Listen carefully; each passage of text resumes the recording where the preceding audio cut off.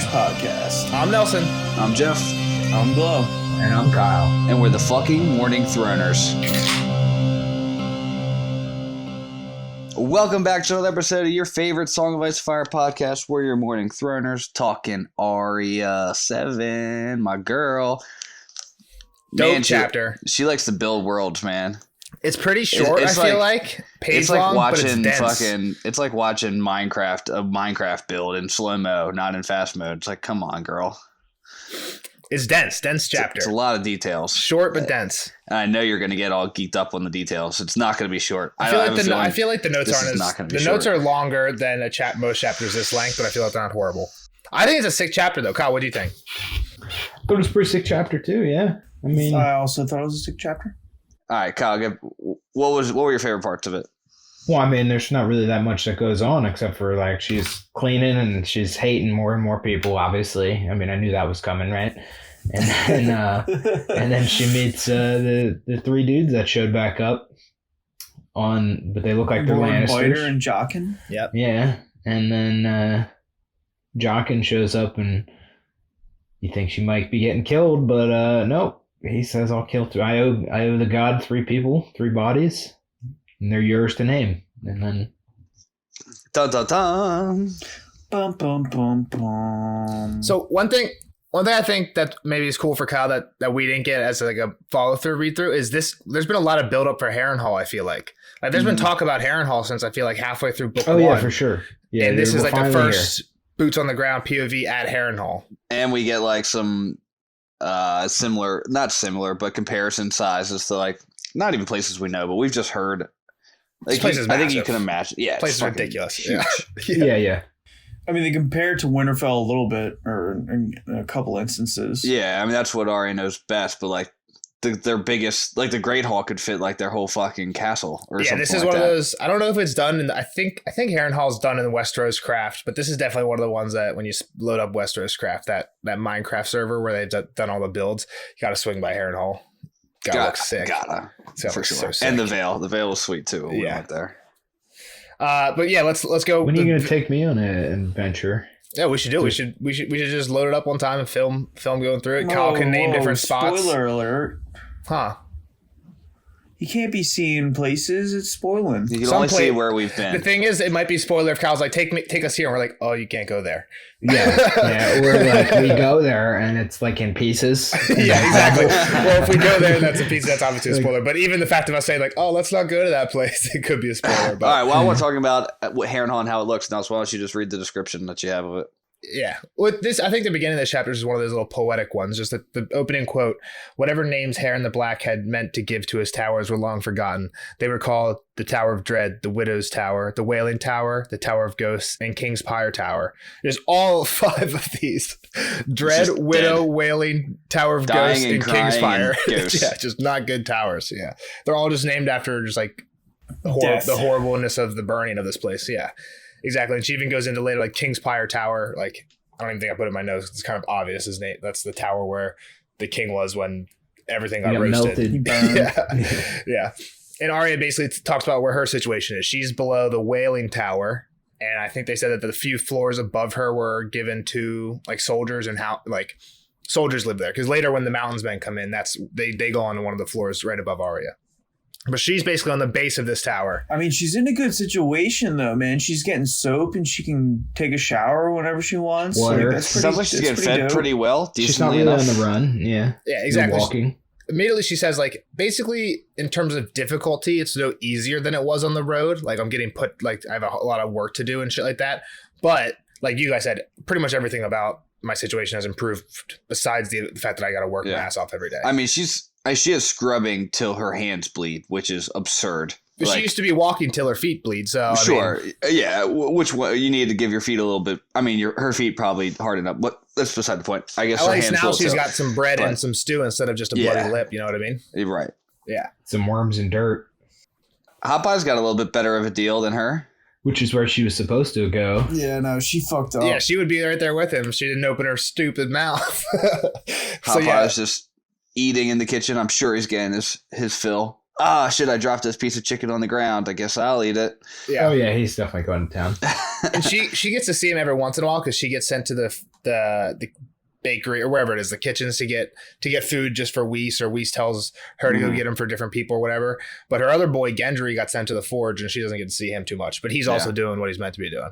You got a guy named Hot Pie. I mean, guy belongs in the kitchen. He makes a good pigeon pie. And we know Gendry's where he belongs. Yeah, dude loves Hot Pie forgets to call her Weasel now. Yeah, he's just a blockhead. It's also just to me, not a girl's Arya name. Isn't a boy's name. And Weasel is not a girl's name. All right, in the last chapter, I was like, I got to think of the first girl's name I know, and Weasel is what comes to mind. And you're just like, that's not a girl's name. I mean, it was the girl that was with her. I mean, I understand why she went to Weasel, but she could have said, maybe she shouldn't have said Sansa, but like, I don't know. Gene Poole, somebody, I don't know. Oh gosh, she's 7. It's like Cat. Cat's like a basic one. I mean, we've all had that other name that we wanted. Like, you can't just pop out a name. Like, Nelson's real name isn't even Nelson. Like, he's literally using his own name. Yeah, I don't know if the fans know that. But the thing is, it's not like I just go by Nelson just for the podcast. Like, I'm sure I have a lot of friends who have no idea that my real name is Nelson. You know what I mean? For sure. Everyone calls me Nelson. Even my mom. Your sister loves it. My sister is the only person that does not like it. And doesn't she gets fired up. Wait, your mom calls you Nelson too? Yeah, because when I used to play sports, like in high school, there was always multiple of my. I feel like I shouldn't say my real name. Yeah, don't say. Everybody else does. You gotta keep it a secret. Yeah, there was multiple of that first name on like my high school football team and like basketball team and stuff. She couldn't root for them. You sucked at basketball. She wasn't rooting for you there. I didn't play basketball in high school, so it must have been like middle school basketball that it was. But yeah, she was just wanted to distinguish who she was yelling for. Nelson. All right, moving on. Your name sucks. We get a little bit of history on who had Harrenhal before Tywin came and took it over. Yep. And I think we've heard this a few times. And like, I've always been confused because I feel like this has to be one of the last times we hear about it. You're asking the wrong guy if you're looking to me. Well, I've always just like kind of been confused. Like, how did this takeover happen? And this is, I think, like really the only like talk we get of it. They basically say it was huge. The person who was here before was Lady Sheila Went. She'd only manned a third of 2 of the 5 towers. So I did the math on that. That's 14% of max capacity of this place, right? Assuming that those were all like full max capacity, the third of the 2 towers. She let the rest go to ruin. And now that she was fled, the few people that were left couldn't tend everything. Mm-hmm. So like, what does that mean? She just fled? Yeah, of course. Well, yeah, the Lannisters showed up. Like, this might be a spoiler to Kyle that like she doesn't show up in these next 3 books. But like, is she gonna show up? Like, could she just show up and be like, "Hey, Harrenhal's mine"? Like, you know what I mean? Hey, what are you doing here? Like, is that a possibility? Like, I always assumed that she like died or something in the fighting. It sounds like from the rumors, and who knows, they're just rumors, but Tywin might want this place to be his. He's going to return it to glory, you know? Well, yeah, exactly. I don't think she'd be welcome back. Shit out of it. You think he'd just be like, okay, have it back? Like, he'd be like, well, she probably left to escape the fighting or whatever, and yeah, she probably could come back, but is she going to be able to push Tywin's army out? No. Again, we haven't heard of her, but like, say like she shows up with like Dany, and she's like, yo, guess what? I have nothing to help you with, but I got fucked over too. Like, I'll give you any allegiance I have, and when we take over, I want Harrenhal. Like, is that a possibility? Like, could we see this girl again? Why not? Sure. All right. I mean, is it even technically hers? Like, Harrenhal's been given to like 8 people by this point. Like, it was supposed to be Janos, and now like Littlefinger was promised it, right? Like, why? How does Went even have like a claim to it? But moving on. Yeah, I don't know. It's just interesting that we don't hear of her again. But she did leave it a shithole, and now Arya's got to clean it all up. Yeah, because they're trying to make it beautiful again. Clean every stair. I mean, to be fair though, she only had enough people for that small percentage of the building. Like, why would you even clean the rest of it? Which makes sense why they're like now taking slaves. I think Arya even says that later. Like, they're just as much looking for people to serve in Harrenhal as they are for like gold and stuff when they're out there like foraging. I mean, how has this not been done before? Like, how hasn't like, all right, like these dragons build it down. It still sounds pretty fucking cool. Like, it's still big enough. Yeah. Like, why don't it's people not want like this? they burn it down to like the first floor because they think it's haunted. Yeah, it's haunted. Yeah. Well, grow up.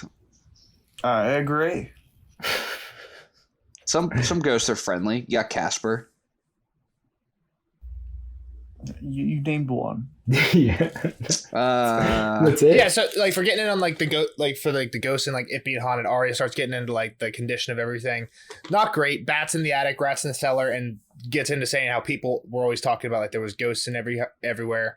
Spirits of Heron the Black and all his sons. But Arya thinks that they're not gonna like bug her because she's not in the Wailing Tower. Yeah, but she's not in King's Tower. Come to the Wailing Tower. Yeah, exactly. It's like, why would they be here? There's not ghosts here. That's just the wind coming in. They're over in the other one. They wouldn't Which be is here. weird that a 9-year-old knows that. Yeah, I mean, it's common fact that ghosts can't change buildings. They're locked in. But to be fair, though, like, I mean, if they were trying to haunt, like, their death ground or whatever, right? Like, why would they be in... They were all in the... She had good reasoning there behind it. But who said it? It's interesting that Arya knows why the Wailing Tower is called the Wailing Tower just from... They say it's like... What? They say it's a ghost wailing. But she knows it's just the wind. Like passing through it. I'm sure lame turd Maester Lewin was like, oh, it's just the wind, child. Like old Nan's probably like, oh no, the ghosts are screaming. They were probably all scared and shit. And he was like, don't worry, it's just wind. Roderick whittled her a whistle to teach her how airflow works. I guess so. The next part, she starts to mention who she's afraid of. Yeah, she's talking about she's not afraid of ghosts. She's afraid of the real people that are here. Yeah. Whis, Gregor, and Tywin. She doesn't see Tywin much, and I think she even says that Gregor left. Like again, he comes and goes. Yeah, so time-wise line, this chapter covers like a really long time, at least 2 months. It feels like she says like a fortnight from here, and then a fortnight from then, which is at least a month, and she says fortnight later, which is another 2 weeks. Right, so this is like a decent amount of time. It's true. I didn't realize that was that long. Yeah, plus she catch went, that. No. Yeah. And I guess, plus the mountain has gone and come back as well. I feel like he's done that a couple times. Like maybe he at least leaves and comes back one time with goats. That she says. Yeah. I guess right because the Bloody Mummers are the other group that kind of comes and goes. But yeah. All right. She has a big wonder about one of these people. What would happen if she would just walk up and confess that she was Arya Stark? Yeah. Like I don't. Does she think this would go well for her? I mean, I don't know what her plan would be. I think she would know enough that, like, one, they're looking for her, right? So they're looking for her for some reason. If they just thought she was dead, they wouldn't care. But, like, they want her alive.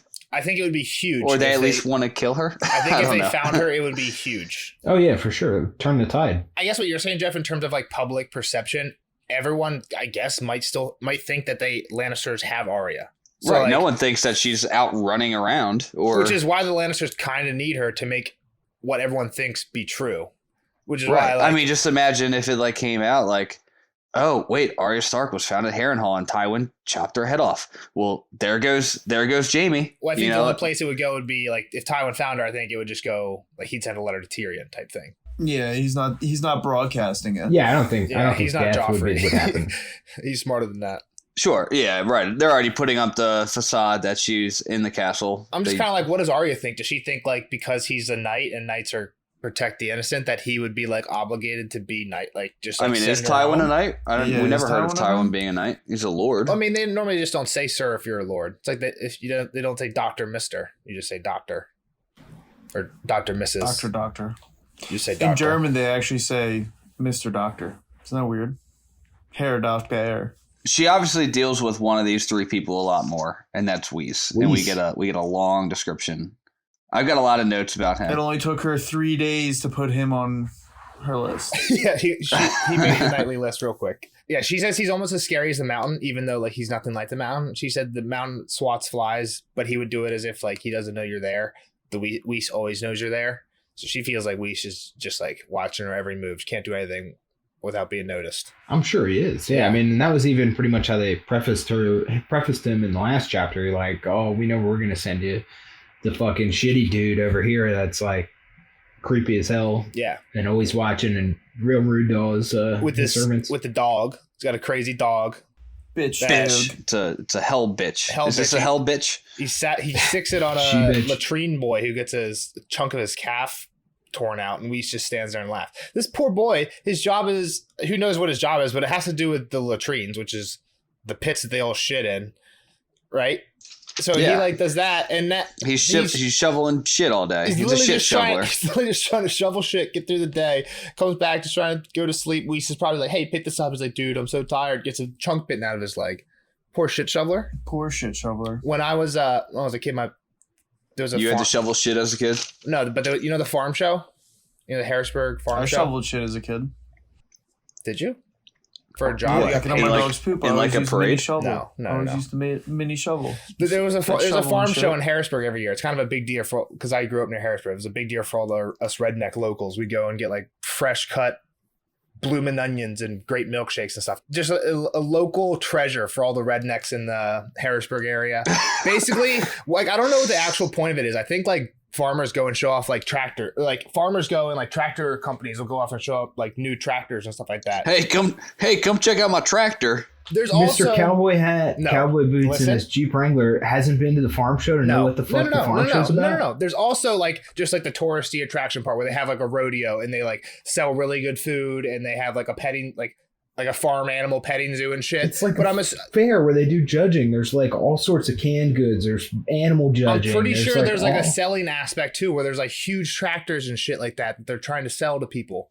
Maybe not. What's your point here? The point is, when I was a kid, my buddy's dad, my best friend in high school's dad, told me he used to tell us like when I was a kid, he's rich. He's like an investor for PricewaterhouseCoopers, like millions of dollars. And he said when he was a kid, he used to shovel shit at the farm show. That was like his summer, like his job when the farm show came to town. And he said it made him never want to have a job doing manual labor. Like it made him want to go to college and like do all that shit. So he like wanted us to get jobs shoveling shit at the farm show to teach us a lesson to like want to work hard and like make something of yourself so you don't have to do like hard labor in your life. There you go, fans. You get a life lesson out of this. We ended up working at Sherry's Berries over Christmas time. It was like 14-hour shifts. So, like you had to be there like at sunrise and you left like after sunset. It was for like you did it for like 15 hours straight, but you made like a decent amount of money because Sherry's Berries picks the fuck up during. It sucked, but I can't imagine it was the same as shoveling shit, and it was not the same as getting a chunk of your leg torn out like this shit shoveler that Weiss went into. Poor shit shoveler. Yeah. Long-winded story for it sucks to be a shit shoveler. Thanks for that. She feels like a mouse. Did we talk about this? Her new... She was saying that on the road she felt like a sheep, but like... Being herded. Did she ever say like she was like a badass like when she was training with Cereal? Like, oh, I feel like a wolf. Like She felt like a water dancer. She never... Oh, yeah, she never like dancer, compared it to an animal, though, is what I'm trying. Unless a water dancer is a Game of Thrones I don't animal. think she said anything like that. Yeah. I think these are the first times that she's got compared into that, herself to an animal. But yeah, like Nelson said, she was getting herded back and forth, kind of pushed along with the Night's Watch and then pushed along by the armies. And then now here she is just kind of facing the crowd, scurrying around, barely noticed, like nobody cared. She was more of a nuisance than anything, like when she was around. It's pretty crazy to think, too. She's probably the second most important person in this castle. Yeah. Behind Tywin, yeah, probably. And, yeah, for sure. And she's just getting, like, kicked, like, hiding. Like, she could just hide. Like, it's crazy. She could probably, like, climb up into, like, one of these, like, unmanned towers and just, like, chill there for... I guess Weiss would be looking for her because he's... Well, she's saying this like tower is so big, like even Gregor could do like that. The she-bitch. She's like, sometimes she thought they were all mice here. The castle was so big that even Gregor seems small. So like, sure, there's kind of like a side of just like also how big everything is. Like when you're, who's the guy that climbed the beanstalk and then he's in the house of all the giants and James? Like, everything's huge. Jack. Fuck. James and Arya's Giants. Arya's in the Giants' house right now, basically. Everything's just way too big for her. Glow, read the Harrenhal quote. Harrenhal covered thrice as much ground as Winterfell, and its buildings were so much larger they could scarcely be compared. Its stables housed 1,000 horses, its God's Wood covered 20 acres, its kitchens were as large as Winterfell's Great Hall, and its own Great Hall, grandly named the Hall of 100 Hearths, even though it only had 30 and some. Arya had tried to count them twice, but she came up with 33 once and 35 the other time. It was so cavernous that Lord Tywin could have feasted his entire host, though he never did. Walls, doors, halls, steps, everything was built to an inhuman scale that made Arya remember stories old Nan used to tell of the giants who lived beyond the wall. Yeah, that's kind of where I'm getting some of that. Just like my kind of house. What? Why would it be your Shut kind up. of house? You're not that fucking big. You're really not that big. I'll tell you something. You're really not that big. When I shower, I gotta like squat to wash my hair because shower heads aren't tall enough. My mom got a custom built shower, and she had the shower heads mounted at 8 feet tall. The best shower ever. I can just, you know how freeing it is to be able to stand up straight when you're showering. I mean, you probably do because you can do it in every shower because they're all normal size. Don't give me you're not too big for shit. Okay, I'm too big for some shit. He gave us one example. There's a ton of shit. He has another stupid. He has another stupid example, and it's the like short urinal, the like kid urinal in public restrooms. I can literally pee on top of that. Yeah, well, fucking aim down. Like, his wiener is so short. Yeah, exactly. That doesn't help either. Yeah. The short wiener doesn't help the high. Well, then aim in the fucking urinal. I could piss on the floor if I wanted to. I'm just saying, if there's me who's like literally so tall, I could piss on top of this urinal. And even if I'm aiming down, pee is not like even a jet nozzle on a hose. There's a little spray. Okay. It's just unsanitary. You got to go touch that handle then after I'm pissed all over. You're not peeing on the handle. Aim down. That's what I'm saying. That's what I'm saying. Aim down. I'm back up. My back pee up hole and aim is down. That small you're just a bad peer. Admit that you're a bad peer. No, my pee hole is that small urinal handle height. So even if I'm aiming down, there's still some sprayage. No, it's not. Yeah. This just in, guys. Nelson's 8'7". I'm a great peer. Take a look at baby urinals. They're tiny. Okay. And in other news, local podcaster cannot my rule pee straight. is I pee in the first urinal available, and we all know the rules. If someone else is there, you got to skip one.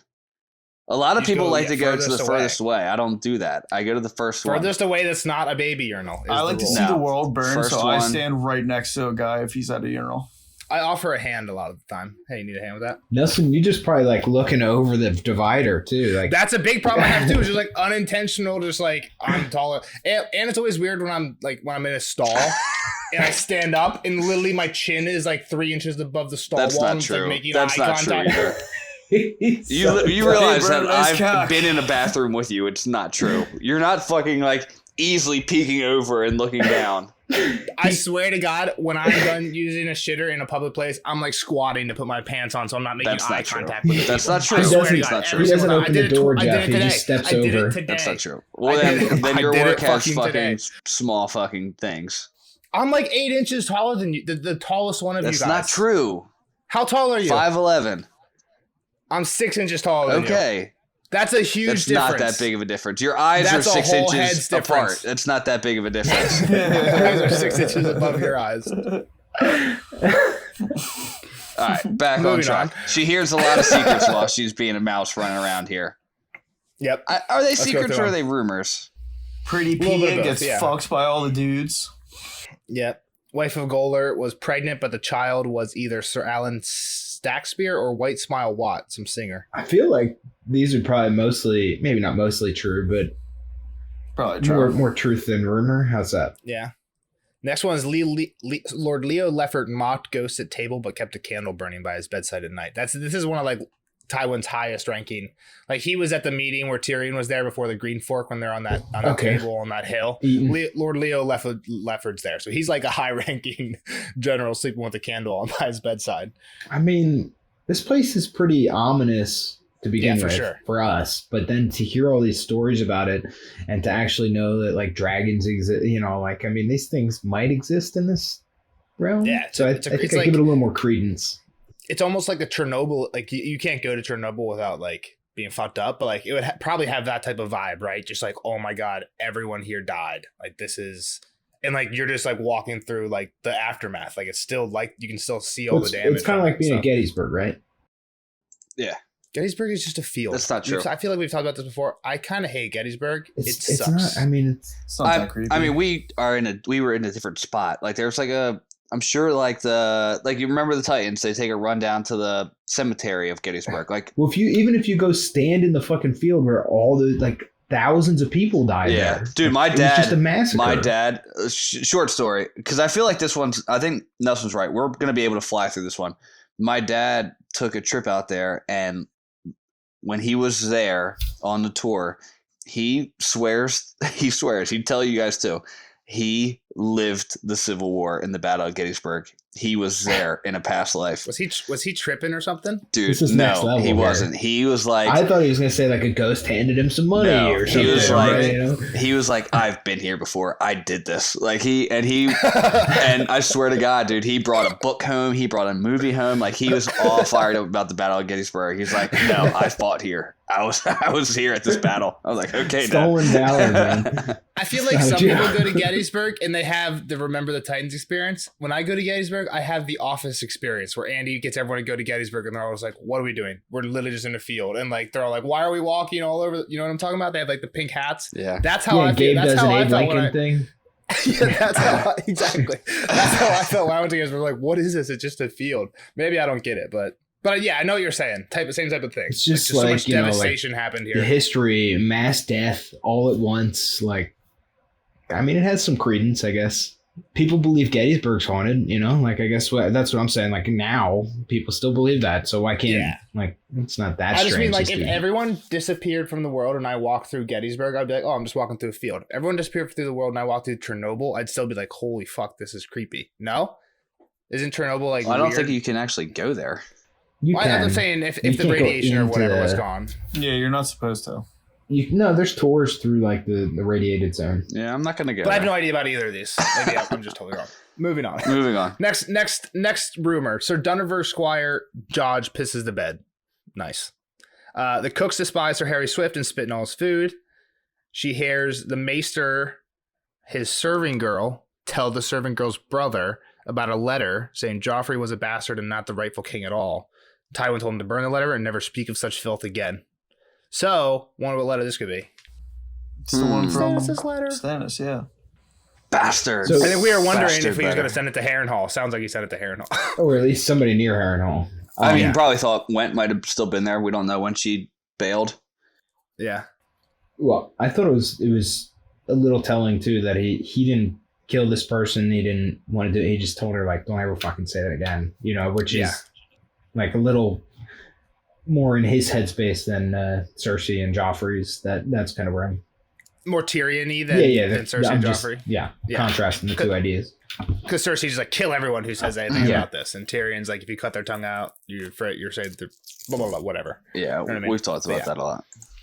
And then the last thing, Renly and Stannis, news is here that they have joined the fighting. They're both calling themselves king. And then we says this kingdom has more kings than a castle has rats. And she hears like talk among the Lannister men that like they're starting to doubt Joffrey. They're like, there's so many people vying for the throne. Is Joffrey really going to be able to hold it? They're talking like there's no army in King's Landing. All they have is the gold cloaks. And he's led by a eunuch, a dwarf, and a woman. Not Varys, Tyrion, and Cersei. Right?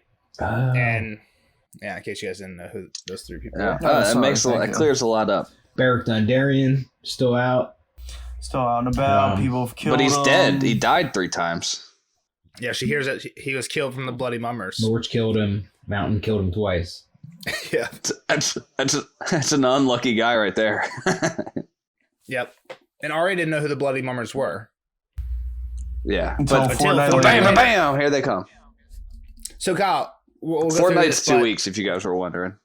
Just for you, back at I think the last Finally, Tyrion Jeff, chapter last Tyrion chapter in Game of Thrones, the first book, when Tyrion's with Tywin, basically Tywin's like, all right, I'm sending out Amory Lorch, the Mountain, and Vargo Hoat to go and like pillage everywhere, right? And Vargo Hoat's the guy who we hear at the very end of this, like, the Bloody Mummer, the bandit companion. So, like, he's basically like on par with the Mountain. Like, this group of people is basically like the Mountain's men, or the. Well, I mean, I kind of got that out of this, and they actually might even be worse because it sounds like they're into like torture and weird shit. You know, like more so than like the Mountain will just fuck you up. It seems like. I don't know. He was torturing a lot when Arya was first captured. What's that? He had the tickler. Tickler. The Mountain was tickling people. Yeah, but I mean, I feel like he was probably less gruesome than the Bloody Mummers sound like, at least from this. Arya did not know who Bloody Mummers were until a fortnight later, when the queerest company of men she'd ever seen arrived at Harrenhal. Beneath the standard of a black goat with bloody horns rode copper men with bells in their braids, lancers astride striped black and white horses, bowmen with powdered cheeks, squat hairy men with shaggy shields, brown-skinned men in feathered cloaks, a wispy fool in green and pink motley, Swordsmen with fantastic forked beards, dyed green and purple and silver. Spearmen with colored scars that covered their cheeks. A slender man in septon's robes, a fatherly one in maester's graves, a sickly one whose leather coat was fringed with long blonde hair. At their head was a man stick-thin and very tall, with a drawn, emaciated face made even longer by the ropey black beard that grew from the pointed chin nearly to his waist. The helm that hung from his saddle horn was black steel, fashioned in the shape of a goat's head. About his neck he wore a chain made of linked coins of many different sizes, shapes, and metals, and his horse was one of the strange black and white ones. Zebra. Yep. So that's Vargo Hoat. I don't know Vargo if they come Goat. up, We do so say it that- eventually. Yeah, that last one is Vargo Hoat. Vargo Goat. What do we think about these cats, Kyle? I mean, Besides the torture stuff that you said already. everything he you said already right said his there. I mean, opinion it's on just, them. it's just like they're the goon squad. Bunch of weirdos. Well, like the first line, or I guess the second. Beneath the standard of black rode copper men with bells in their braids. What's a copper, The man? Dothrakis. Oh, It's thank like, you. yeah, Dothraki, right? So, and then they start to, there's a few others that we don't really know, right? Lancers astride striped black and white horses, Purple, bowmen. like dyed. We've heard of people with like dyed beards and shit like that. Exactly. I think those are from like Mir, Tyrosh. Tyroshi, and, yeah. Yeah, like Tyroshi, like dyed beards, stuff like that. So these people like seem like at least some made up of other people. Some people. But then from there's like here, a guy in 'cause it says Maester's robes, Grey. right? Yeah. Yeah, so you got people from all. It seems like a. Yeah, like I'm tired of even being a more maester. I'm just gonna ragtag- go start killing people. Exactly. It seems like even more ragtag than the Mountains Men almost. Well, that's what I didn't understand was like, are they actually maesters and septons, or are they just kind of wearing those outfits because like they want to look goofy? Well, I don't know. That's a good question. Because like the one dude's in like pink and green, just kind of, and people with shaggy shields and. What happened to Gendry when they captured him? They took what he was wearing. What if they just like killed a maester and took his robe? That's what I'm killed saying. I his guess septon? like, and they're like, hey, this is a goofy outfit. I'm wearing this shit. This looks extra comfy. I saw a GIF the other day. And I was like, this is just like college men in their natural habitat. There's a bunch of guys like dressing stupid shit, just like drinking on the front lawn and like waving their arms around. And it was like, why won't girls just let guys dress stupid and sing really loud and drink during the day or something like that? And it was like, why in college did we love wearing like women's lacrosse jerseys to party instead of just a t-shirt? Like, why the fuck? Who knows? But maybe that's what. Sometimes you gotta spice Maybe it that's up. what these guys are on. You know Not what I mean? everybody did that, Nelson. We did. We did. Role reversal parties were always great. I mean, it's just like on a Saturday, we wake up in the spring on a Saturday. It's like a beautiful day. It's like, oh, we're going to day drink. We're literally trying to find the most ridiculous, like, Outfit. Ace is looking for parachute pants. And like, yeah, we're just like, I'm wearing a little banana costume. Like, what the hell? Power Ranger costumes. And I'm saying, like, it was the greatest time ever. But like, what? We were having the time Like, of our lives. I and we never didn't even stopped know to it. think, why are we doing that? Yeah, exactly. Like, but We yeah, did like know along it. the lines of what you're saying. It's just what you did. It's just fun to dress up and be stupid. Yeah. Sometimes. Yeah, well, that's what I'm saying. These guys, like, it's like you feel like shit if you get killed by this group, right? Yeah, exactly. Exactly. It's almost more It's a embarrassing. ragtag group. All right, so they show up the first night there. Brawl. Yep, pretty much. Somebody died. Right? Someone Couple died. people So died. what? His men basically got into a fight with Sir Harry Swift's men, basically over being called like bitches for not capturing Dondarrion. I think. A squire was killed. 2 mummers were hurt. The next day, Tywin hung both of them, along with the archer who started the argument by taunting the mummers about Dondarrion. Yeah. So, and then Tywin. I'm assuming Tywin had something to do with this. Arya says they were made to kiss and make up. Yeah. Like, do you think Tywin like For actually sure. made them like kiss each? For sure. It's like when like They probably made you out. two hug it out type of like in front of the team, like for sure. Yeah. Or like I feel like me and my brother when we were like little kids, if I like did something. Yeah. Okay, tell your brother you Or love like him. hold Yeah, hold they hands did for the that next here. 10 minutes. Kiss and swear love. Exactly. Yeah, swear love. Swear you love each other, That's right. please. Yeah, Tywin just treating these kids like literal toddlers. Yeah. We get some more war kind of talk then too. Yep. With Bolton's holding the Ruby Ford, but they don't seem too worried about him. Yep, got a map. And we hear that Rob's At at River Winter. Run? River marches from River Run. Oh, right. I don't know why I wrote Winterfell. I was like, that's not true. Arya thought this is the first Arya's hearing. She hears that he's at River Run. It's not too far away. And she's like, this is her first thought of family in a while. Like, oh, I miss everybody, even Sansa.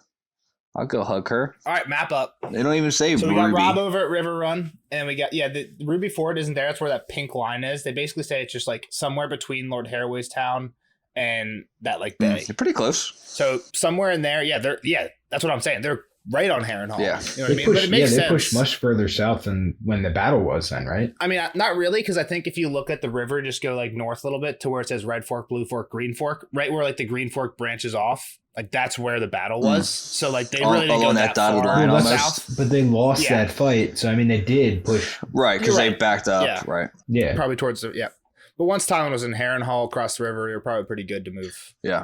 Probably wasn't too crazy. But yeah, they said that there's basically that's where Bolton's at, and then they say Robb's over here, but we know Robb has marched to the west. I mean, I assume he might come back, whatever. But seems like their information is slightly outdated. But yeah, they basically think that Tywin's kind of pinched right now. Pinch or moved is what everyone's saying. So the Bloody Mummers also brought back a dozen captives, I believe. Was it them who brought them back? They're being held in the Tower of Dread. It doesn't say who got them. 36 captives during the Battle of the Green Fork. Oh, it's more than that? Yeah. So like kind of like talking about how like we were just talking about Bruce right there in that battle. We knew a ton of people got captured on that. That's what she's saying. All the people that got captured from that are now being held here at Harrenhal in the Tower of Dread. But aren't they like free, kind of? Like they're able to roam the castle. Yeah, they're able to. So some weird stuff, right? So they're able to roam the castle, but she thinks like, oh, they promised not to escape, but they might be able to help me escape because they vowed not to. That's how they got their freedom of the castle, is to promise not to escape. But she sees three Freys practicing like with staves in the yard every day, or forced Freys, 3 legits and 1 bastard. And if we go back and look at the battle, like the notes from the Battle of the Green Fork, we know this is Sir Jared Frey, Sir Hostine Frey, and Sir Daniel Frey. I think they're all half brothers, like all different mothers, but not that it really matters. And then Ronald Rivers is the bastard. They were actually ransomed. So like 2 Freys showed up and paid a bunch of money, and like all 6 of these guys, the 2 that showed up and all 4 of these guys left. And then they kind of, there was some weird wording when they get into the next 2, right? So she started talking about how Hot Pie was talking about this fat lordling who kept coming through the kitchens, and Arya sees this other lordling with like black and white suns on his, or like suns on a, like, what is it, white suns on a black field, which is the Carhartt sigil, right? So we know this is Willis Man. Karstark. You said Carhartt, I think. Oh, I think you did say Carhartt. I was confused. I was like, is there another one? Yeah, so we know. So Willis Manderley is the fat one, and again, this we heard about Wyman. His father Wyman, when he came and talked to Bran, was like, "I would really like my son back." That's this guy, but they also like the wording there is weird. So I think one of them, like Tywin, actually like has the rights to, and another one, like a hedge knight or a lesser lordling, has the rights to, and I guess could potentially ransom back even if Tywin didn't like want to. Is that how that works? Yeah, so Tywin definitely has Manderley. Yeah, and then Karstark, some other knight has. Yeah. Like owns. So he must have taken him in battle. Exactly, like kind of like Tywin. I want him, he's mine. That guy tried to take Tyrion, yeah. It's just weird, like, I'm surprised that like these Freys were just like able to be like, you know what I mean? But I guess the same thing could happen with this Karstark guy, right? Is that how that works? If you catch a guy, you can sell him? It's kind of weird. That's just how this goes. I don't think one person's going to turn the tide in a war, so like it's kind of one of those things where it's like, sure, sell them off, make some money, buy some more war supplies, help our side. So that guy tried to get Tyrion, right? So say the guy who got Tyrion was just some hedge knight. He gets taken to Robb's camp, and then like Jaime shows up with a bunch of money. He's like, okay, give me Tyrion. Do you think Robb would be like, what is it? Just turn into a bidding war? Tyrion's a little different than the Karstark for sure. You're right. But I'm saying like, when does like what Karstark's pretty high up there? Like, but nobody gives a shit about the Northmen, I guess is what I'm saying. I guess, yeah. I don't know. I just thought it was weird. I guess I didn't really quite understand how like the ownership. I'm sure there's a point where the Tywin could say no. And I was thinking, Tyrion promised Karstark back. Like, in the terms he gave Robb, he's like, and we'll give back Karstark. I guess he's just saying that like Tywin will pay Karstark's ransom to that knight so that Tywin owns him, and then we'll give him. I guess that's how that would work. But Never really thought about the logistics of it. The only person she doesn't see is the one that she actually knows, or at least remembers, and that's Lord Serwyn. Yep, exactly. And he did. Is Clay the one that was there and friends with? Yeah.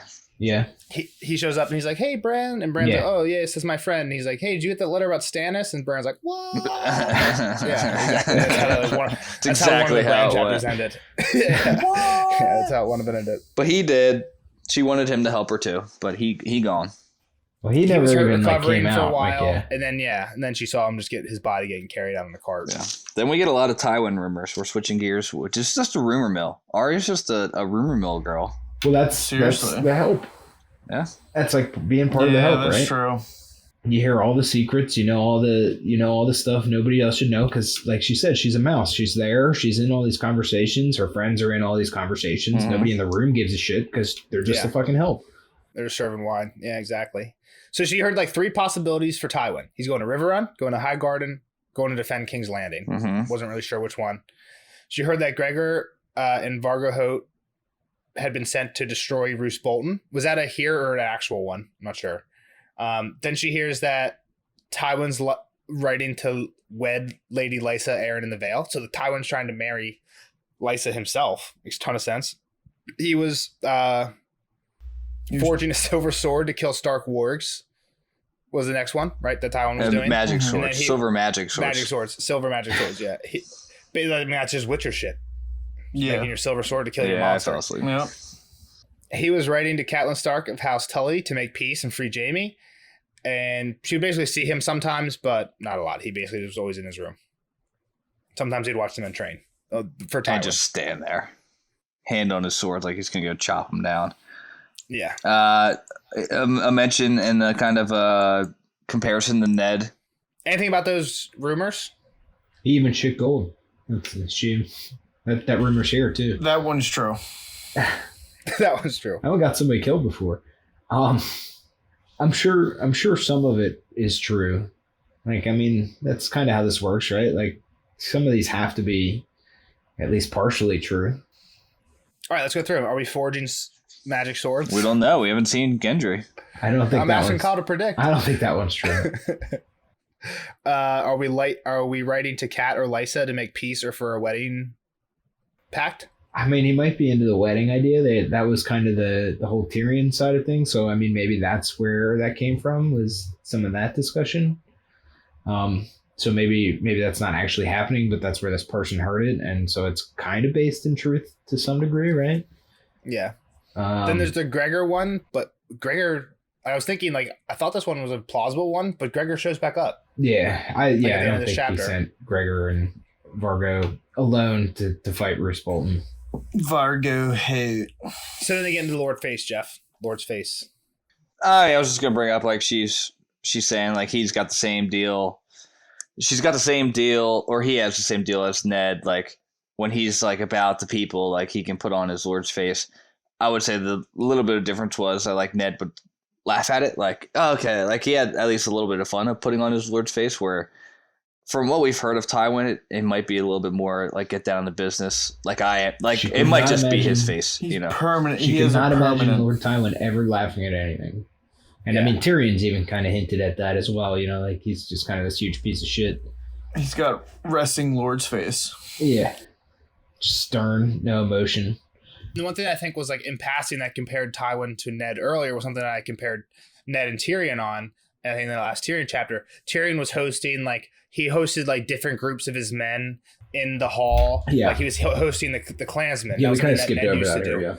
Yeah, and well, yeah, I think it was in the quote Glow read that, like, in the Hall of the 100 Hearths, like, it was big enough to host all of Tywin's men, even though he never did. Yeah. It just, like, kind of shows, like, the difference between Tywin. That's why I took that as, like, a contrast between Tywin and Ned. That was definitely what the point of that was.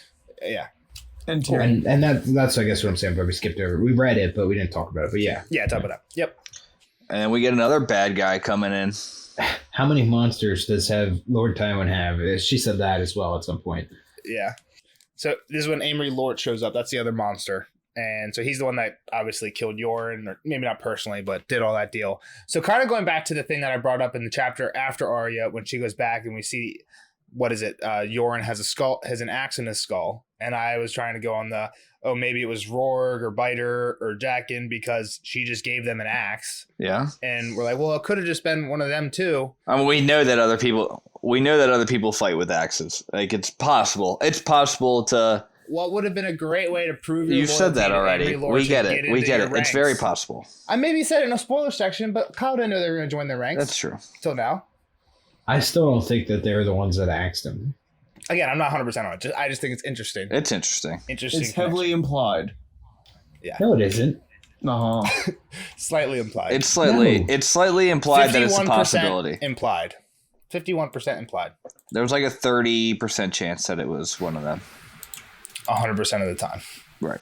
All right. So I'm on Nelson's corner on this one. I think it's definitely implied. Let's switch gears. Yeah, so we hear that a lady basically says about these guys that Armory has come the whole way around the lake. So if you look at the map that we put up earlier, they went the fucking from where they saw. They went the long way over. Amory. They went the long way around. Amory Lorch. Yeah. I do. Every time I type this guy in my notes and try and get the pop up autocomplete link, I am always typing his name wrong. Amory Lorch. Amory Lorch. So he went the whole way around, and they're like, yeah, he went the whole way around killing rebels. And Arya's like, we weren't fucking rebels. We were the Night's Watch. The Night's Watch takes them apart. What the fuck? And yeah, then she sees them, and they're all wounded, and she's like, oh, yes, I'm glad that there's less of them, and the ones that they are there, a lot of them are wounded. She's like, good, I hope they all fucking die. And then at the end of the column, Rorg, Biter, Jaqen. Biter's all fucked up, like half burned from the fucking burning barn.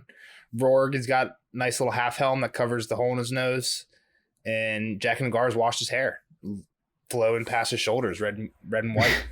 Jaqen just looking like fucking Fabio on the horse here, just showing exactly. up. Yeah. Fabio. It's actually kind of what it looks like when he shows up in the show, though. Shaking his hair. Yeah, like actually. Like you're saying, Arya's saying she just should have let them die in the fire. And as like Jaqen was riding through, he's the only one that kind of glanced in her direction, but didn't seem to take notice of her.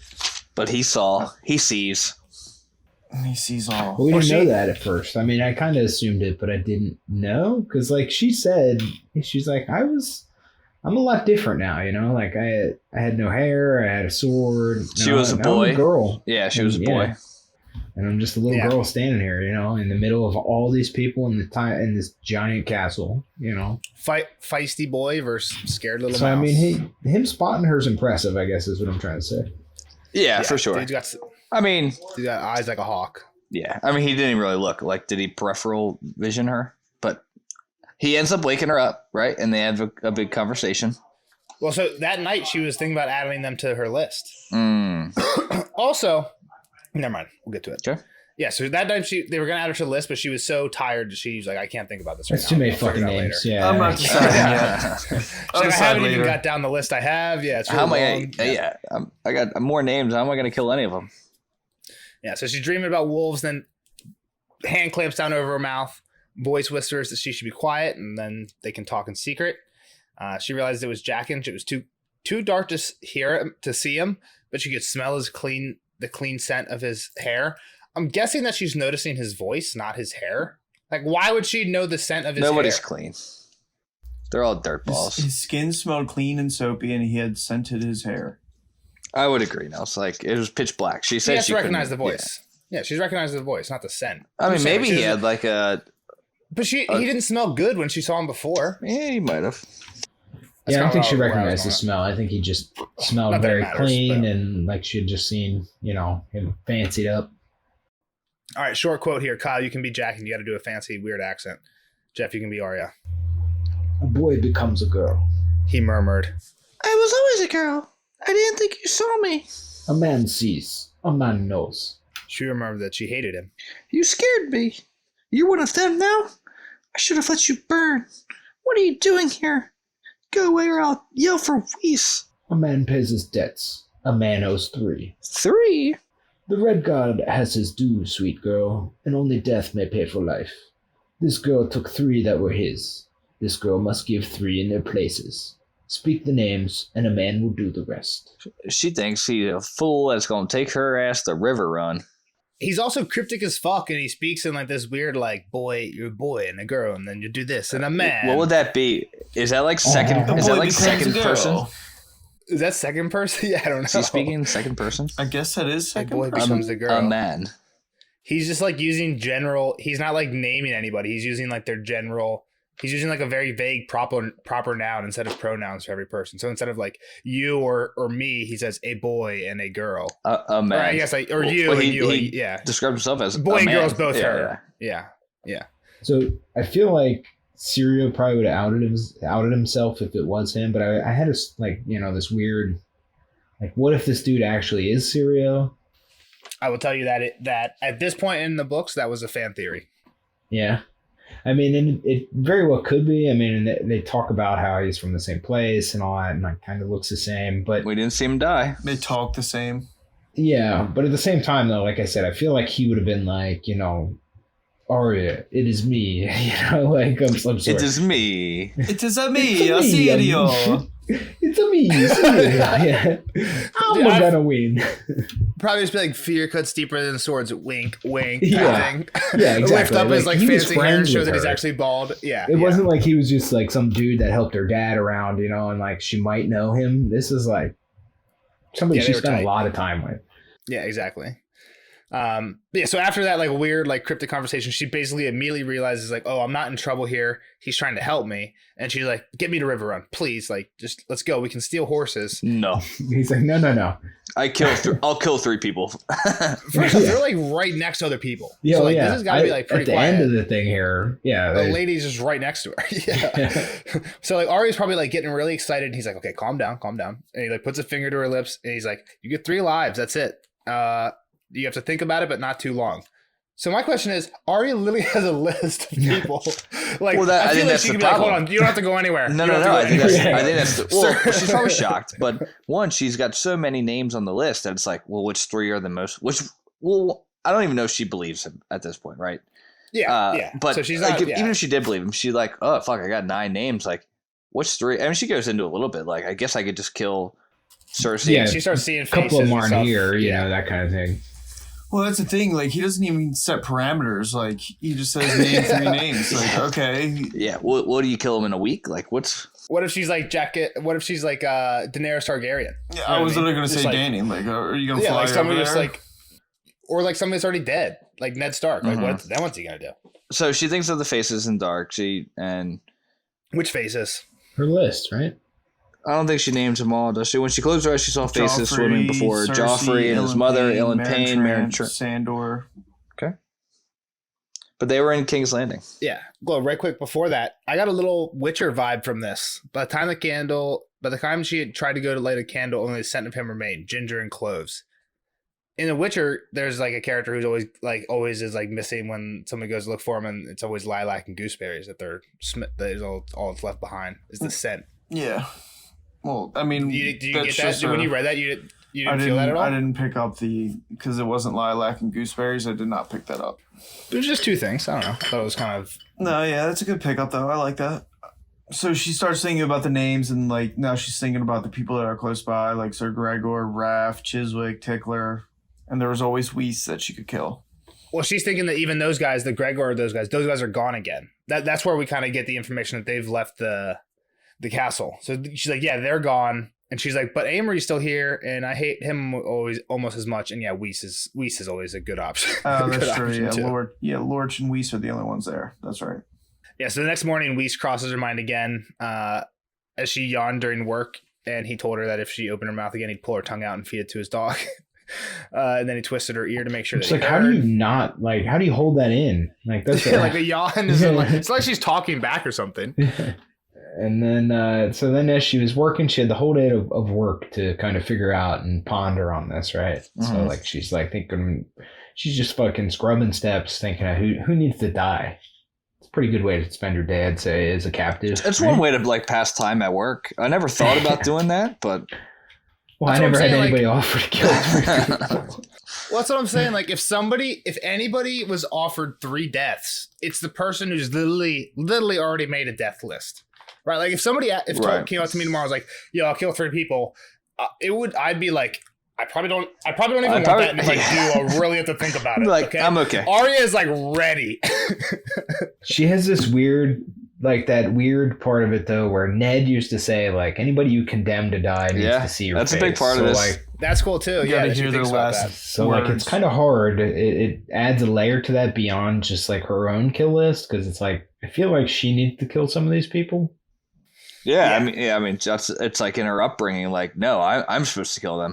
Like you can't just pick the top, like Tywin, Mountain, Cersei. Like I mean, you know, like I feel like those are the ones that she would feel honor bound to kill herself. Yeah, that's kind of how she gets that thought, right? She's like, we're in war. I'm a Stark. They're Lannisters. We're against each other. I'm supposed to kill as many of them as possible, right? But yeah, kind of what you're saying, like that's not how Ned would do it. So yeah, then she basically just tries to stay away from Jaqen until she can come up with a decision. I need on this more one. time. And then the Mountain and his men all come back with a herd of goats. with a bunch of goats instead of captives. She heard that they lost 4 men to Dondarrion in a night raid, but it wasn't any of the 4 that were on her list. All those motherfuckers came back. Yep, and they ended up residing in the tower above her. So, first off, let's a little Dondarrion talk while we're on here, Kyle. I think it's the last mention of this chapter. We've heard he's died 3 times already. He's still alive, obviously, or at least his men are, right? Some of his men are, at least, yeah, right. So before he got sent, he was pretty badass, right? Like he was a knight. We didn't really know much, yeah. He looked good. I think Sansa said he looked good. I think I'm thinking of the guy that got stripped. Jane Poole wanted to bang him. Thoros Amir's kind of cool with the flaming sword. No, who was the dude that got stripped of his knighthood by Joffrey? Dantos, the fool at the birthday party. Became a fool. That's who I'm thinking of too. No, the fucking dude from the Kingsguard that was like. Barristan. Yeah, that's Barristan Selmy. Okay, yeah, different guy. He was known to be a badass for sure. Yeah, that's more who I was combining. I think. Yeah, I see that Barristan and Beric. Yeah, but no, this guy's just like we haven't really heard anything except for that. Jean liked him, and then also we know a little bit of his family from the Dunk and Egg books. His great grandfather, whatever, Dunk tried to convince to help him, and he tells a story about the lightning bolt forking. That's his guy's sigil. Barrett Dondarrion is the lord of that house now. Correct. So the purple lightning bolt house. And then also it came up into context when Army Lorch attacked Yoren. When she was there and Yoren's like waving his black cloak, and they're like, "That's Dondarrion black. We just can't see the lightning bolts because it's like the wind's not blowing or whatever." Yeah, exactly. I thought he was purple. Yeah, purple lightning bolts on black. No. On black. I'm pretty sure. Yeah, I thought it was. You might be right. It might be white lightning bolts on purple field, but yeah, the whole thing was like it's dark. We can't see. I gotcha. So yeah, then basically when the Mountains might come back, they get put in second floor, the floor above Arya. Yeah, basically she gets sent tower up to serve them. It's pretty much this dude Chiswick is telling this awful story about like raping an inn, pretty much, and like how a mountain just lets this the innkeeper's daughter get raped by everybody essentially, right? Mm-hmm. Yeah. And he's like laughing about it and chuckling about it and having like it was the funniest thing that ever happened. Meanwhile, Arya, is like daughter's 13. We hear from Raph, who's the daughter's only 13. Yeah, and Arya's like, this Chiswick dude, number 1, earned his place as number 1. He picked himself here. Yeah, because he's telling this absolutely horrible story and just laughing about it like it's the greatest thing ever. So she basically just immediately runs away and goes straight to Jaqen and says Chiswick. Yep, and also it's funny because. Like I mentioned, it's funny when we talked about when Arya was making her list. I definitely brought this up with Jeff. Like in the last chapter, was the first mention of Arya's list. In the spoiler section, I definitely said Chiswick is the first person. No, you posed it as a trivia question, and I got it immediately. Give me the credit. You did. You definitely didn't, because Chiswick, when she gets put on the list, she says Chiswick gets put on the list because he thinks he's funny. The Tickler because he tore, like everybody else gets put on for a real reason, and Chiswick gets put on because he thinks he's funny. Like everybody else, like this guy killed Lamy, this guy did this. Like Chiswick just thinks he's funny. I still guessed it right. What do you mean? I don't remember. Maybe. I did, but here he is telling a story, thinking he's funny as shit. Exactly why he gets killed is just because he thinks he's funny.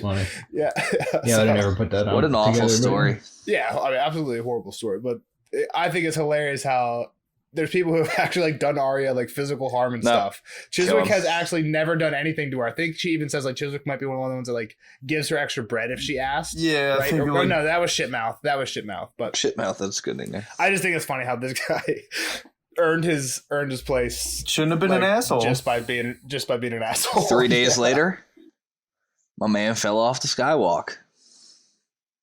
She gone. Drunk? He gone. Yep, he did. But the ghost of Heron killed him. I am the ghost of Heron. She killed Chiswick with a whisper, and she would kill 2 more before she was through.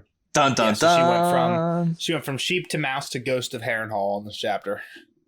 Badass. And her list is easier to remember now. What a badass All right, gal. Kyle, what are your predictions? Who are our next people on our list? That's a good question, Glow. It is, and it's tough. So, this is kind of what I've been thinking about, because I assumed this was going to be kind of what was asked. But like I said before, like, you can't just name Tywin. Like, I feel like that's too easy, right? That's low-hanging fruit. Be a very good idea. What's that? I'm saying be a very good idea. Yeah, that's what I'm saying. But, you think Tywin's going to be one of the names? I'm just saying, I know what the names are. I'm just saying it would be a very good idea for Arya to say Oh, Tywin. yes. No, I know. But like I said, she's kind of honor-bound as well at the same time here, where at least she feels she is, where she can't be sentencing these people to death just, why not kill willy-nilly. I was going to say all willy-nilly. Damn it, Kyle. You feel like because she heard him, so Ned's whole thing is you better look into someone's face and see their last words. Yeah, and and is Arya basically saying like, I just did that. Like I looked into this guy's face and I'm cool with it. No. So now I can pull the trigger. No. But it's different because she doesn't get to look somebody else in the face. Is that the difference here? I don't know. She just feels the I don't know what Stark you're should saying. beat Then what are Tywin, you I saying? guess. I don't know. What's the difference between Chiswick and Tywin then? Tywin is like an upper echelon, right? Like he's like the next level. Well, he's like more than a few levels above Chiswick, right? Yeah, way above Chiswick. Yeah, so that's what I'm saying, I guess, is like this dude kind of commands that a little bit of respect that Ned, like maybe I don't have to give Chiswick that respect because he's, this lowly Raping piece of shit. 13-year-olds. But Tywin is this like, Gotcha. He's the Lord of the House. He's this stern. It's Tywin. I haven't heard him telling these joking stories about, gang rape and like that kind of stuff. But yeah. Well, yeah, I mean, what I was kind of just saying was like Ned's whole thing was you better like be there, hear their last words. If you're gonna kill him, this person if you're gonna say die. they should die, you better look him in the eye. Yeah, and be sure can they she be deserve sure it. Tywin deserves to die? She hasn't She's had much never had- interaction with him. Yeah. Yeah, that's what I'm saying. Yeah, so it kind of makes sense in terms of that Chiswick dies. They got that. So yeah, I get that. That's cool. All right, well then who are the other two So- people then, Kyle? I mean, like that's kind of where I'm at. Is like I feel like it's got to be like a middling tier. One of these, like maybe the Tickler. I think she should use it on the mountain, and maybe Lorch as well. But I don't know that she's gonna. Lorch might get it. I feel like he's kind of that on the edge of that. Is there a shot clock? Like he kind of came up to her like, hey, I need these names, right? He didn't say you have to tell me now, but it was He like said, soon enough. Don't wait like- too long. Yeah, and Yeah. she told him 1, so I feel like that kind of extends the time. Yeah, right. She hit a She hit the checkpoint. rim, so the clock resets. He never said like, hey, I won't travel for this kill. So That's what I'm saying. He didn't Yeah, give that's what I'm saying. any Like the parameters are very vague. I know, but Parameters are in very my vague. opinion, it would be Yeah, 3 people kind of to here. what we were talking about earlier. Even if distance wasn't a factor. to what we were I saying mean, at earlier. least if you told me that as well, I wouldn't be like, oh, it's these 3 people in India. You would assume it'd be 3 people in the town nearby. Yeah, I got you. yeah. I don't know if we had any other predictions. I guess just besides like what's going to happen, like with war-wise with Tywin type stuff. But I don't know if there's anything Hope to he gets predict there. fucked up. No, I have no idea. All right, as we've for been that going long stuff, enough. the war hasn't happened in a while now. It's been Yeah, half we've been a book away. pretty We need much, to get back. We need to get back into the war. It's all gone.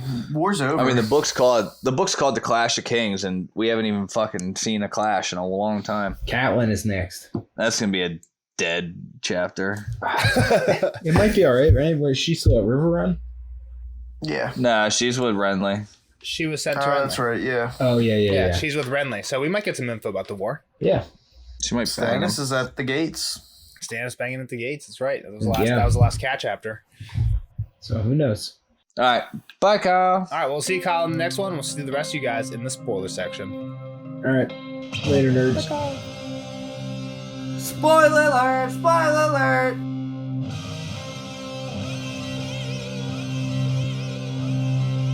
Spoiler alert! Spoiler alert!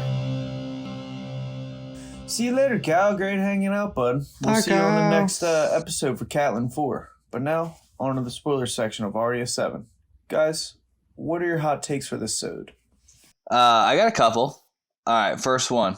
There's got to be some Lady Went talk, right? That's my first one too. Lady Went. I feel Let's like just talk about her. I feel like we kind of covered it at the beginning though. Like everything I said to Kyle is true. I don't think we ever hear of her again. But like, holy shit, if she's alive, she could show up. We hear of her sigil, right? Or is that from Dunk? Well, she's the bats, right? She's the Doesn't bats. Brienne of Tarth like grab a shield from here too? Yeah, yeah. So there's like Brienne. So I feel like there's symbolism here because like this is Sansa's. This is Kat's mom, right? Mm-hmm. This isn't Kat's mom, but like maybe this is like Kat's mom's mom. So this might be like Lady Went might be like Kat's mom, Kat's grandma type thing. Mm-hmm.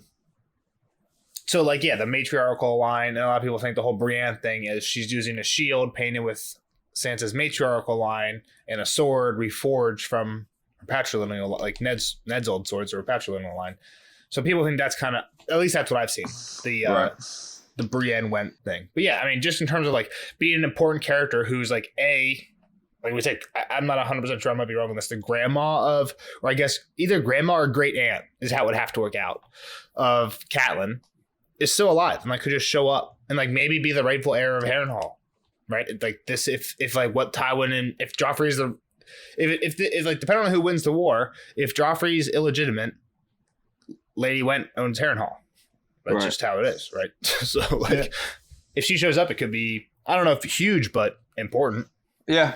My next one was like just her talking about like being a sheep, then being a mouse. We know she's going to be a cat soon. Well, kind of on the mice thing, that's my next one is, and Kyle, I feel like Kyle was almost going to say it, like without even me saying it.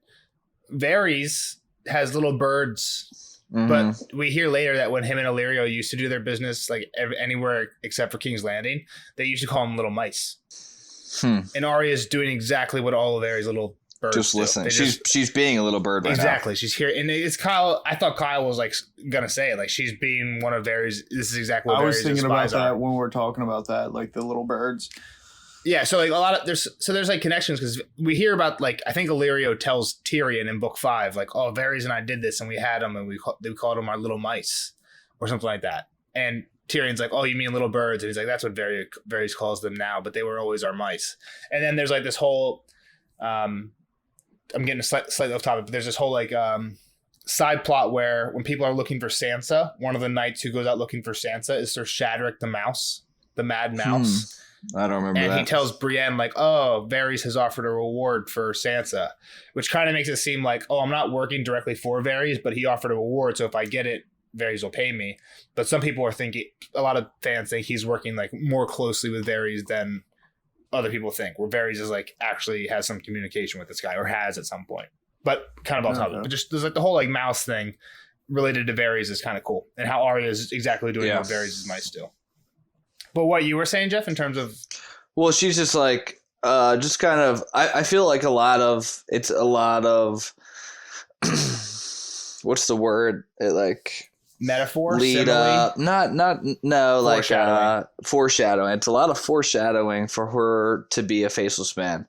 There's a lot of face talk. There's a lot of her changing names, changing shape, changing like Faces just everything swimming before her. Yeah, like everything is pointing to her being a faceless man. Yeah, she has so many fake names throughout the books, like right. The fake name. I just feel like her because we know she's like Cat of the Canals next, like so she's Sheep of the Walk, she's Mouse of Harrenhal, she's the Ghost of Harren, she's the the Cat of the, like I said, it's just, and then everything I have is basically she puts a Lord's face on, like people putting a Lord's face on. She's seeing faces in the dark. She wants to kill them herself. Like everything's pointing like, hey, it's just all foreshadow for her to be a faceless man. Yeah. So along that similar vein, she was a sheep, a mouse, a weasel, a cat. Her next progress. She's going to become a wolf. And she has a wolf dream in this chapter. She's dreaming of wolves running through a field or something when Jaqen puts his hand over her mouth. Did he stop her from being a warg? So being more wargish? So one thing is people say that Bran, one of the things that helped Bran open his third eye is later in this book, once the Freys take over, he escapes Winterfell. All right, where's he go? He goes north. Well, I mean, he goes to the crypts. He goes to the crypts, and in the crypts, it's pitch black. Can't see anything. Right. So he went blind, like Arya. Exactly, and that kind of people think that that's what helps open Bran's third eye is the darkness, like sensory deprivation, right? Arya goes blind in the later books, but like even now, when she wakes up here, she can't see Jaqen, and there's a ton of that, like but using smell, exactly, just using all your other senses to figure out what's going on. Just exactly like the faceless men are going to train her. I think there's a ton of foreshadowing in the chapter for Arya for like, oh, I smelled this, like I couldn't see him at all, but I knew it was Jaqen from his voice. Kind of like I was saying, like, is it his voice or his smell? Now she's recognizing smell. If she smells, what was it, orange and cloves again? She's gonna know. Whatever it was, something in cloves, ginger and cloves. Yeah, that's it. So what I was thinking, one of the other things I wanted to go over is the Bloody Mummers become huge, right? Varga Hoat's group of people. Yeah, I mean they chop Jaime's hand off, right? Do we I know there's Yep. Do we know any notable members from the Bloody Mummers? Any names? What about the one in Maester's robes? Oh, that's Qyburn. That's Qyburn. Shit. I forgot about that. Yeah, that's kind of sick, right? Yeah, I forgot all about that. Then we get the wispy fool. Weren't his robes like really? I mean, maybe they're just really dirty. Like in the show, they were a lot darker. Like he wore like dark gray robes, where maybe it's not that big of a. I don't know. He was just a also, he's traveling a lot compared to most Maesters that are dirty. Sitting in a tower with bird shit on them. So for the Dothraki, we know two Dothraki brave companions named Zolo and Ego. Zolo the Fat and Ego, which is just kind of cool because they have Dothraki names. Like those might be characters with Dany for based on the name. A wispy fool in green and pink motley named Shagwell. I'm not sure which three of them it is, but then there's another one. A slender man in Septon's robes. This guy's name is Septon Ut. Then How there's do we know Qyburn, these people? Because we just spent some time with them when Jaime has his hand off. Yeah. A sickly one whose leather cloak was fringed with long blonde hair is Yerswick, also known as Yerswick the Faithful. So, at least Shagwell, and I know two others. It might be Septon Ut and Yerswick the Faithful. Maybe it's Zolo. But at least three of them is who Brienne runs into when her, Podrick, and Nibble Dick go out to the Whispers. You guys have any idea what I'm talking about? Not a clue. They're looking for... She's in Maidenpool. They're looking for Sansa. And she hears word that, there was a fool and two girls. Or a fool trying to get passage on a ship for 3. And she thinks that Sansa has escaped with Dantos. And thinks that either Tyrion is with them or it's Sansa and Arya. So a fool looking for passage for 3 is Dantos, Sansa, and Arya, or Dantos, Sansa, and Tyrion. When she takes this dude named Nimble Dick, who's just like a guy who claims to know the lay of the land, takes him to this spot where it's like apparently like a smuggler's hideout where a ship's supposed to pick up this fool. And Nimble Dick knows about this because he told them about the smuggler's hideout.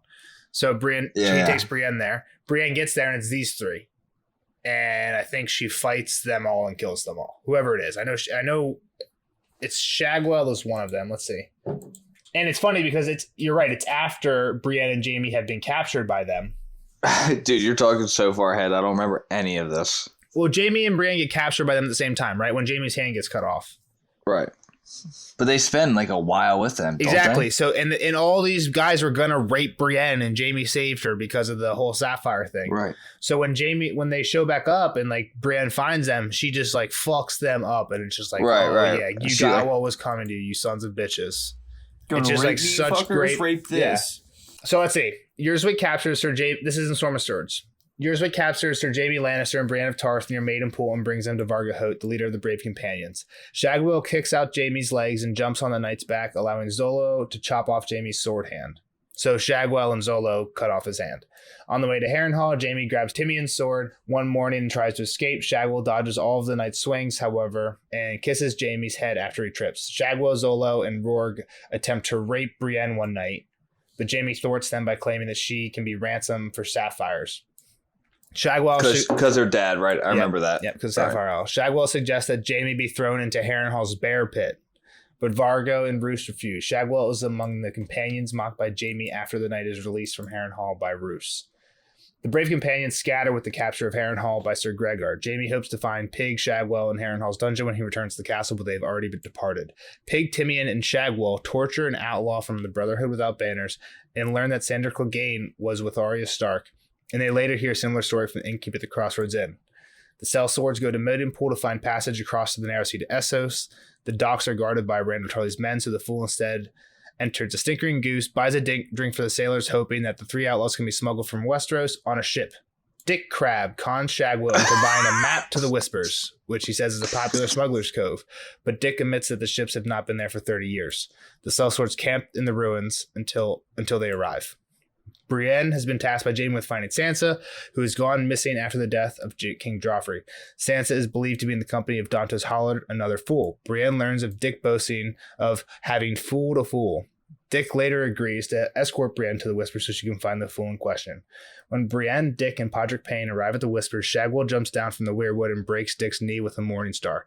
Dick begs for mercy, but Shagwell crushes his face. Shagwell and Timian begin talking with Brienne and attempt to distract her while they surrounded her. While Brienne kills Timian and Pig, Podrick throws stones at Shagwell until he yields. Brienne makes him dig a grave for Dick beneath the weirwood.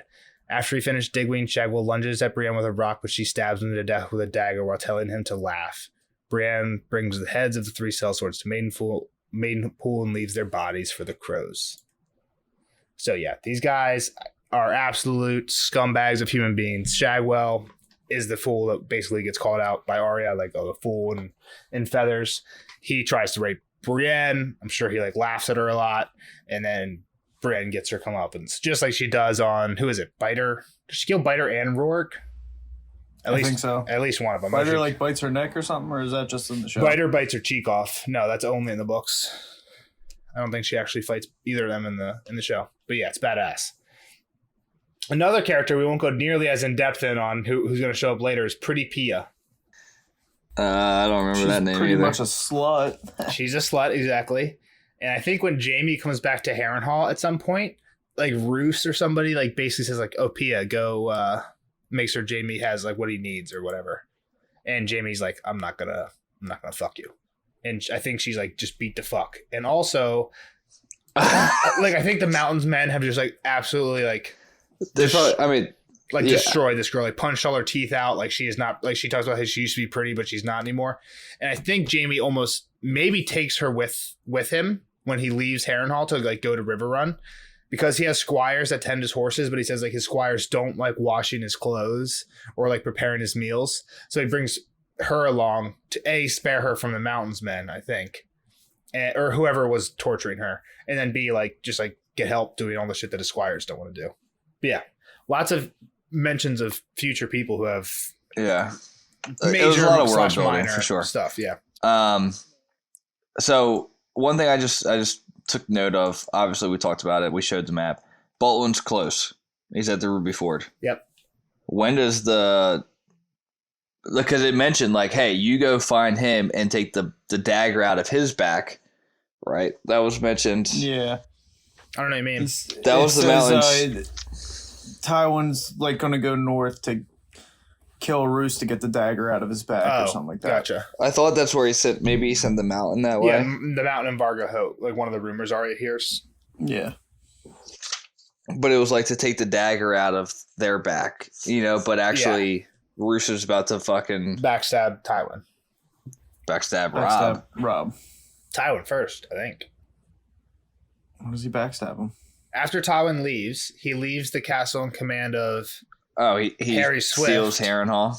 Well, if they're fighting each other right now, that's not a backstab. He's already saying that he was stabbed in the back. So you're right, because he didn't claim Joffrey as.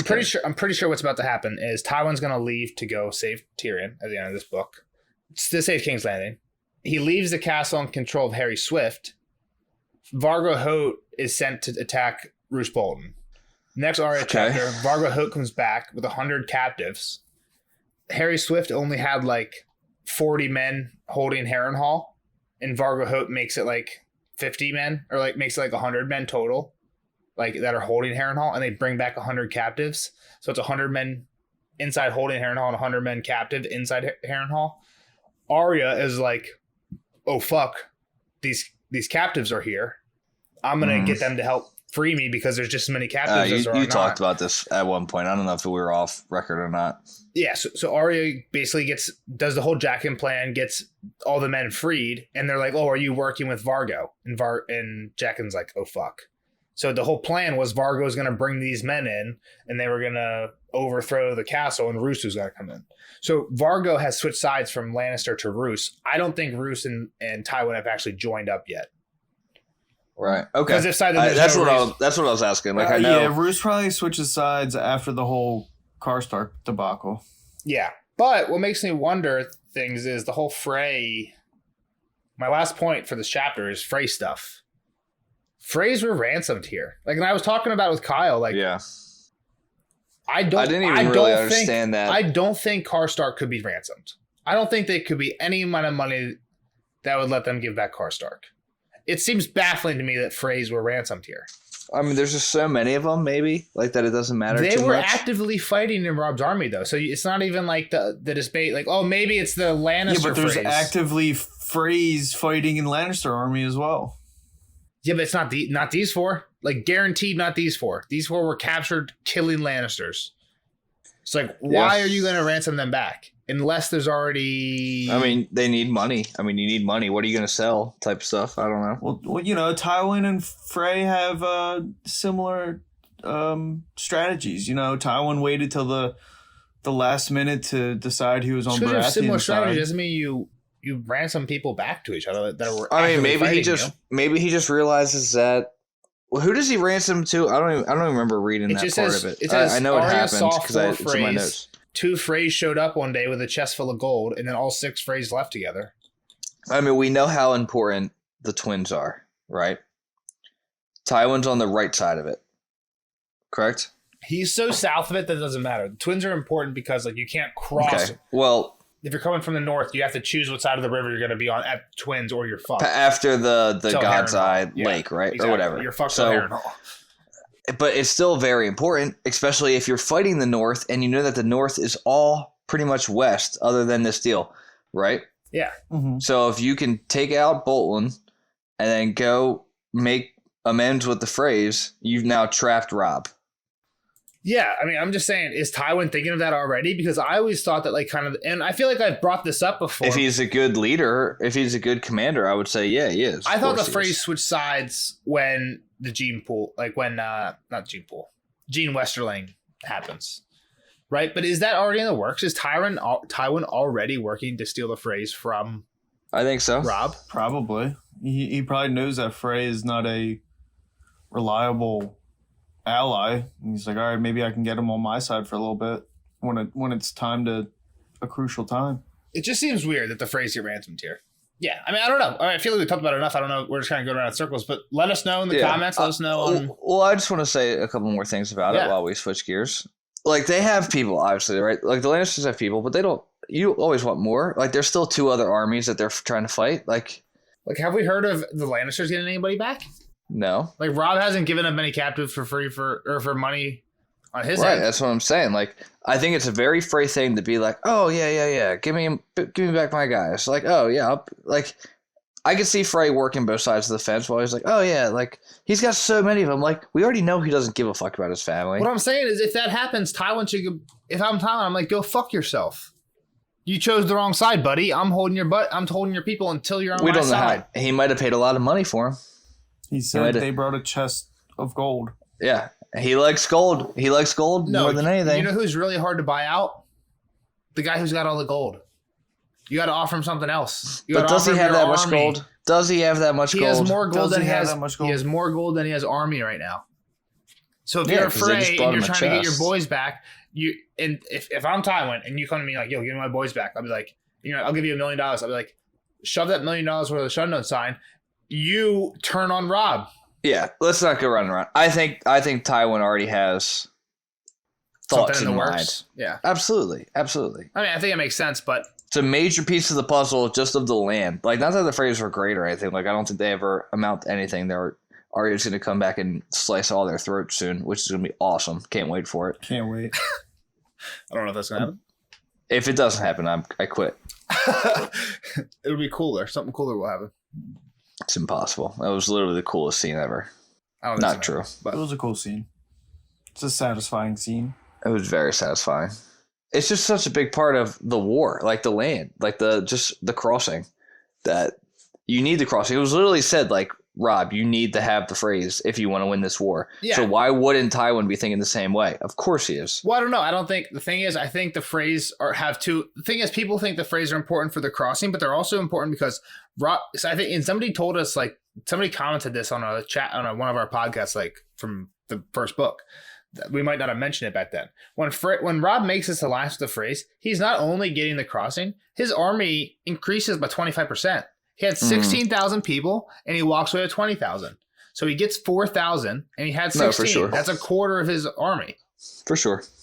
Yeah. So yeah, it's crucial for him, and that's why Tywin's probably trying to get the Freys on his side. If I can take a fifth of your army away from you, that's not good for you, right? That's I think that's where Tywin's at. More so to what you're saying, Jeff. Like, Tywin's thinking strategically. I don't think he gives a fuck about the crossing. Like, that doesn't really matter too much anymore. It might. Like, I don't know. I disagree. You're blocking their way home. You have the West, so they can't escape West. The thing is, so blocking their way home. You're not thinking of the map. Blocking their way home. You're the map guy. You're the map guy, and you're not thinking of the map. Listen. You're right. You're right that blocking their way home becomes super important. But it becomes super important because of the Greyjoys, and Tywin knows nothing about that right now. It doesn't matter. You just prepare. If you are a good leader in anything, you prepare for every and any possibility. You're just pulling shit out of your ass. That's not true. That's not Tywin true doesn't give a fuck about this crossing. He just wants the 4,000 men on his side. That's not true. That's not true. That's stupid. He wants the inside man and the 4,000 men on his side. Listen. And then we can combination, guys. How about that? It could be a combination, but Nelson is just like pissing on my opinion right now, and I don't like it. If you are the best, if not one of the best, there's maybe a couple other leaders out there as in terms of army. I would say Stannis might be up there. Yeah. And then Tywin. Those are really only two we know that are like masterminds of war. Yeah, big swinging dicks on the war council. This guy is in his office for how many days out of the week? How many hours out of the week? Yeah, just working working his war council. So you're telling me he hasn't thought about the Freys and how he could win them over? You're fucking stupid. No. I agree with you that you're stupid. No, what do you mean? I agree that he's trying to win the Freys over. We're all in agreement that he's trying to get the Freys on his side. I think the whole the fact that they were ransomed here is 100% sign that he's at least, if not already, have like some like, hey, me and you are gonna help each other out. If there's not like already an under the table wink wink type of deal, he's trying to create one of those type of deals by giving Freys back their guys. Sure. The thing we disagree on, I don't think Tywin gives a fuck about the twins as a strategic location at this moment. Well, you're stupid. You're stupid then. Because Rob has no intention. Because they've got the West. The South is blocked by Renly. And then they have the East right now. Yeah. But they have a little bit of a passage for them to escape north. If you shut that door, they are trapped. The North is dead. The thing is, I don't think Tywin gives a fuck about the North. So I think if Tywin... He does. What do you mean? They've lost. I think that, what's the best thing that could happen for Tywin right now? I think is Rob just goes back home. Right? So I think if the Greyjoys... But he's not going to. If the Greyjoys attack, which they do, and Rob just goes back home, that is not a bad thing for Tywin at all. So I don't know why he would want to stop that. You could block him off, and he's dead anyway. What do you mean? You block him off and you eliminate the problem. You're not afraid of the Greyjoys. They're not from the north. They're not afraid of the Greyjoys. If you let them go north, then they just get stronger and they heal up, and then they're still a nuisance. They're still a problem. You cut them off now. You go up and you kill the Greyjoys in a heartbeat. I get what you're saying. Maybe it's not like you're just not thinking it. You're such a narrow-minded thinker that you can't think this deep. You're not that far ahead. You're still on first down, and I'm already thinking about third down and two plays from especially now. Because okay, so hold on. I'm 2 plays ahead of you. So Rob, me and Tywin. Not only did he go from 16 to 20 when he got the extra 4,000 from the phrase, he split his forces, right? So he split his forces at the Green Fork. So Rob only has like 12,000 men right now, right? Tops at River Run. Say 2,000 of those are Freys. If that's a 6 to the fucking castle. If Tywin can get a phrase switch, he just overthrew Rob just because he has a 6 to the inside. He has You still got to fight him. You still got to fight, and you're still going to lose men. And again, what ends up happening is a lot of the ones that are with Rob already are more loyal to Rob than they end up being to Freys, right? And what the Freys do is they make sure that at the Red Wedding, the right Freys are there. So I'm sure we'll start talking about this in the cat chapters leading up to it, but like, oh, why is Rob Squire not invited to the wedding? Like, oh, he had to go. The Freys wanted him to go off to his other place to do some extra business or whatever. And they just like make sure that all or most of the Freys that are loyal to Rob aren't there. And I think some of the Freys die at the Red Wedding. Like the ones that are loyal to Rob, I think they just get killed by other Freys. Makes sense. I'm just thinking like Tywin is that good. He's thinking of everything. Yeah. For sure. I agree with that. He's a super smart dude. I just think the main thing is the inside man, not the bridge. Both. I think it's both. Like, what is? I think it's both. You got to know this in the scene in the show where Rob and what's her name, the girl from Jean Westling. It's not Jean in the show. I don't know her name. But they're like hooking up for the first time, and She's got a cool butt. She's like talking about like why they can't hook up, and he's like, well, I have to marry. Like, I made this promise for like this girl. I have to marry her. He's like, why would you marry some girl you've never met? He's like, it was for a bridge, and she's like, it must have been a very beautiful bridge or something like that. And they just start fucking right there. You know what I'm talking about? The scene where they start hooking up. Absolutely. Yeah. It's like that's not what Tywin's thinking right now. He's not thinking about this fucking bridge. He's thinking about the inside man. No. He's thinking of the bridge.